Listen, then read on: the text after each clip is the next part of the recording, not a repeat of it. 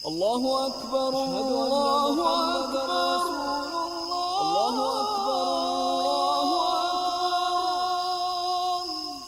বিসমিল্লাহ বিসমিল্লাহ আলহামদুলিল্লাহ ওয়াসসালাতু ওয়াসসালামু আলা রাসূলিল্লাহ। চারটা পেপার প্রশ্নের দেওয়ার চেষ্টা করব যদি আমার জ্ঞানে কুলায় ইনশাআল্লাহ। আসসালামু আলাইকুম। আমি ছোট থাকতে থেকে বড়দের পায়ে ধরে সালাম করি, এটা শিখে আসছি। এখন যখন নিজেকে পরিবর্তন করে ফেলেছি তখন সালাম না করলে অনেকে কথা শুনতে হয়। মা বাবা শ্বশুর শাশুড়ি বা বড়দের কিভাবে বোঝাবো?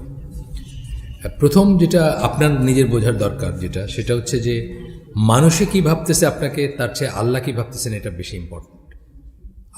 আপনাকে আল্লাহ কি মনে করলেন বা আল্লাহ কিভাবে নিলেন সেটা বেশি ইম্পর্টেন্ট দেন মানুষ কি মনে করলো আর মানুষ কি ভাবলো সেটার চেয়ে। কারণ আপনি যদি এমন একটা কাজ করেন যেটা আল্লাহর কাছে অপছন্দনীয় অথবা যেটার জন্য আপনার আল্লাহর অসন্তুষ্টি অর্জন করবেন বা জাহান্নামের পসিবিলিটি থাকে, ধরেন সেই কাজটা অন্যদের কথা চিন্তা করে করলেন, এরা কিন্তু আপনার হয়ে সাক্ষী দিবে না। কিয়ামতের দিন কিন্তু এরা বলবে না যে আমাদের জন্য এই কাজটা করছে, সুতরাং ওর শাস্তিটা আমাদেরকে ভাগ করে দেওয়া হোক বা ভাগ করে দেন, এটা বলবে না কিন্তু।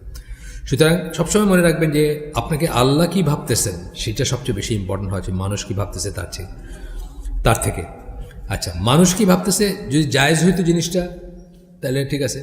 মানুষ ধরেন অন্য একটা ব্যাপার বলতেছে যে ধরেন কোন একজন মানুষ আপনাকে তার ঘরে খাইতে বলে, বেসিক্যালি সে যদি কাফেরও হয় মুশরিকও হয়, মুসলিম হইলে তো বটেই খাওয়াটা জায়েজ। এখানে তার মন রক্ষা করতে, তার কথা রক্ষা করতে আপনি খাইলেন, এটা কিন্তু গুনার কোনো কাজ না, কারণ এটা আল্লাহর কোনো ইস্যুর সাথে এগেনস্টের বিরুদ্ধে যাচ্ছে না। কিন্তু একজন বলে যে চলো আমরা দুজনে মিলে আজকে একটা সিনেমা দেখি, এটা একটা হারাম কাজ। একটু আগে আমি বললাম না আল্লাহর আনুগত্য বলছি, আনুগত্যের সাথে সাথে সব কিছুই আসে। মানে এখানে আল্লাহর অপছন্দের একটা কাজ আপনি তার জন্য কেন করবেন? সে তো আপনার হয়ে সাক্ষী দিবে না এবং তার জন্য আপনি জাহান্নামী হবেন। সুতরাং তাদেরকে যেভাবে বোঝাবেন সেটা হচ্ছে যে তাদেরকে বোঝাবেন যে এটা না জায়েজ আর এটা জায়েজ, জায়েজটা বেশি বেশি করে করবেন। ধর যাদের কথা আপনি বলছেন বাবা মা শ্বশুর শাশুড়ি, যাদের কথা তারা কথা শোনাইলে তো কিছু আসে যায় না। আল্লাহ রাসূল সাল্লাল্লাহু আলাইহি ওয়াসাল্লামের কত কথা শোনাইতো তারা। এই মদিনার মুনাফিক সে এমন কথা বলছে যে তুমি আমার কাছে এসো না তো তোমার গন্ধ আমার ভালো লাগে না। রাসূল সাল্লাল্লাহু আলাইহি ওয়াসাল্লামকে বলতেছে তার গন্ধ তার ভালো লাগে না, ব্যক্তিগতভাবে বলতেছে। উনি সেটা সহ্য করছেন, কোনো রকম প্রতিশোধ নেন নাই, তার পেছনে লাগেন নাই, তার এগেনস্টে কাউকেই করেন নাই। ইসলামকে নিয়ে যখন বলছে তখন উনি সেটার প্রতিকার করছেন। যখন ইসলামকে নিয়ে কেউ ষড়যন্ত্র করছে বা ইসলামকে কেউ ক্ষতিগ্রস্ত করতে চেয়েছে তখন পার্সোনালি রেখে বলছে তোমার গন্ধ আমার পছন্দ হয় না, উনি এটাকে গায়ে মাখেন নাই। সুতরাং দুইটা কথাই তো শোনাবে, আর তো কিছু না। কথা শোনাইলে অসুবিধা কি? তাদেরকে বেস্ট যেটা করতে পারেন সেটা হচ্ছে তাদেরকে এমনভাবে আপনি সম্মান দেখাবেন যেটা জায়েজ সেখানে এক্সট্রা দেখাবেন। কথার কথা আপনার মা বাবার কথা বলছেন, আপনার বাবার পাটা টিপেন, আপনি আপনার বাবার একটু জ্বর আসছে, আপনি বসে বসে পাটা টিপেন, সারা রাত টিপেন, সারা রাত পাটা দাবান বা পাটা করেন, মাথাটা করে দেন, পরিচর্যা করেন, জায়েজ কাজ। এক্সেস করলেন, আপনার কোনো ভাই বোন তাকেও দেখেন আপনি সারা রাত জায়গায় থাকলেন, এটা আপনি ভালো মুসলিম হিসাবে আপনি ভালো একটা কাজ করলেন, কারণ এই কাজটা জায়েজ এবং বাবা যদি খুশি হন। এইভাবে আমি যেটা বলি, আমাকে এখানে অনেকেই জিজ্ঞেস করে, আমাদের ভিতরে যারা হঠাৎ চেঞ্জ হয়েছে তারা জিজ্ঞেস করে, তো বাবারা খুব রাগ করে, মিলাদে যায় না রাগ করে, এইটা যায় না রাগ করে, 40-এ যায় না রাগ করে, 4 দিনে যায় না রাগ করে, তো কি করে করবে আর কি? আমি বলি যে যেটা জায়েজ সেটাতে এক্সট্রা করে তাকে তার মনটা জয় করবেন। সেই যে যার কথা পার্টিকুলার মনে করে আমি কথাগুলো বলতেছি, তার বয়স ধরেন 45 থেকে 50-র ভিতরে হবে। এখন তার বাবার সে একসাথে ঢাকার আসন্না কমপ্লেক্সে এতেকাফ করে, বাবা রাফেদিন করে নামাজ পড়ে। জাস্ট তাকে আমি বলছি যে এটা বোঝাবে যে যা কিছু জায়েজ এই ব্যাপারে তুমি আমার যা বলবো আমি সেটা করব, কিন্তু যে জায়েজ না এটা আমার করতে বলবো না। আপনারাও এই প্রশ্ন নিতে পারেন যিনি এই কোয়েশ্চেনটা লিখছেন। তাকফির, কাউকে কাফের বলার অধিকার কি আমাদের সাধারণ মুসলিমদের আছেন? না, নাই। আমরা কাউকে তাকফির করব না, ইট ইজ ওয়ান থিং।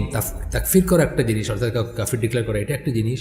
আর যে প্রতিষ্ঠিত কাফের, ইহুদি খ্রিস্টান হিন্দু, তাদেরকে কাফের মনে করা বা না করা এটা আরেকটা জিনিস। কাফেরদেরকে কাফের মনে করতেই হবে। কাফেরদেরকে কাফের মনে না করলে আপনার ইমান নষ্ট হয়ে যাবে। ইমান বিনষ্টকারী বিষয়ের একটা পয়েন্ট কিন্তু এটা, ঠিক আছে? থার্ড পয়েন্টটা হচ্ছে এটা, কাফেরদেরকে কাফের মনে করতে হবে। কিন্তু এটার মানে এটা না কাফেরদেরকে আপনি কাউকে কাফের ডিক্লেয়ার করবেন, এটা কিন্তু আমি বলি নাই। এটা কিন্তু অন্য জিনিস। কাউকে কাফের ডিক্লেয়ার করা আপনার আমার কাজ না।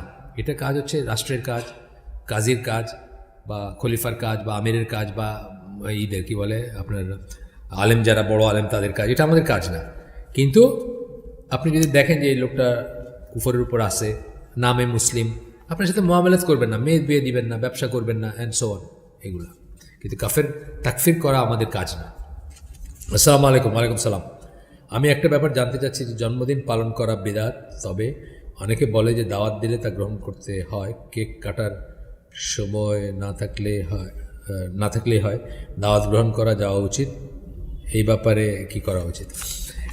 বিদআতীদের সংসর্গকে সবাই খুব, যদি মনে করেন এটা বিদআত, প্রথমে বিদআতীদের সংসর্গকে বা তাদের সাহচর্য কম্পেনিয়নশিপকে অ্যাভয়েড করতে বলা হয়েছে, তাদের সাথে বসতে নিষেধ করা হয়েছে। বিদআতকে খুব সিরিয়াসলি নিতেন আমাদের আগের আলেমরা। আপনি এটার উপরে খুব ভালো একটা বই, খুব সিম্পল বই, বিদআত দর্পণ, এই বইটা পড়ে দেখতে পারেন। যদি এটা হয়তো একটা মানে স্কলারলি বই না হয়তো, বাট অনেক ইনফরমেশন আছে এবং খুবই সুন্দর একটা বই। আমি বলবো ফাইজি, এই যে আব্দুল হামিদ ফাইজি, ওনার লেখা বই, ছোট বই, বেশি একটা বড় না, 100 পৃষ্ঠা হবে হয়তো, বিদআত দর্পণ, এটা পড়ে দেখতে পারেন। এখানে হচ্ছে এটা বিদআত প্লাস। অ্যাকচুয়ালি জন্মদিন কীভাবে আসছে এটা যদি জানেন তাহলে এটা শুধু বিদআত না, বিদআত প্লাস। জন্মদিন করতে হইল শয়তান পূজারী, ডেভিল ওয়ার্শিপার যারা, তারা প্রচলন করে এবং তারা মনে করতো যে কারোর জন্ম যেদিন হয় সেই দিনটাতে তার উপরে অশুভ শক্তি ভর করে, এই জন্য তাকে ঘিরে রাখতো সবাই, সঙ্গ দিত, পার্টি যেটা আর কি, বুঝছেন না?